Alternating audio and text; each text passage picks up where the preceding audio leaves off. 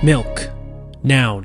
White liquid produced by female mammals as food for their young, especially that of cows, goats, etc., which is then drunk by human beings and made into butter and cheese. What's up, everyone? Welcome to another episode of the Strength Classroom. Today I'm showing you a hybrid, dynamic, and heavy upper body workout. So here's my last set of speed work.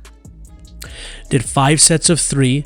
Once again, still in that strength phase programming if you want it. Link is in the description. So sometimes during this strength phase, I work up in weight after I'm done my speed sets. Once again, if you want to know exactly how to program this for yourself, it's in the ebook. Do as I say, not as I do. Don't copy what I did in this video. This is tailored towards specifically me and my strength levels and my goals and me, just at the end of the day. So you have 365 plus the bands. This is, I think I measured, I didn't measure, I'm gonna estimate. This has to be at least 120 pounds of bands at the top. Minimum 100, not per side altogether, minimum 100. So that would make this 560 at the top, which was manageable, but the load on my back at the top, holy crap. That's the main benefit of Hatfields. There will be a full video talking about all the benefits. That's the main benefit to me, is just the more weight you could put on your back throughout the entire range of motion. I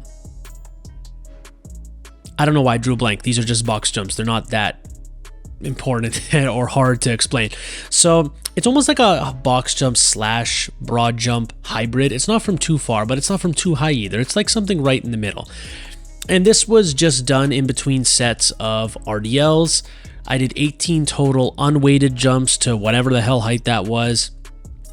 Did a set of 5 with 405, which moved very nice. Lats, whole backside was cooked. Not cooked, but was thoroughly stimulated after that. Then I'm like, you know what? Let me lower the box a bit, add some weight.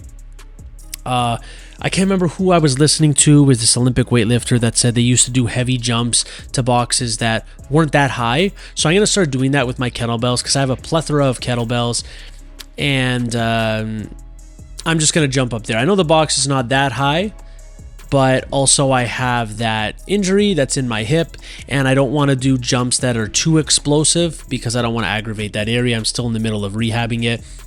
I know that seems silly because if you look at all the weight I'm pushing, for example, this 455 for 5 RDL, this is a movement that does not bother it. But there are movements that do bother it, and I don't want to go through this whole freaking process of injuring something. And I also don't want to injure something else trying to avoid hitting that area. So there was the heavy portion. I did that a dynamic portion, the 5 sets of 3. I have my jumps in here, which is definitely some sort of dynamic work. It's explosive.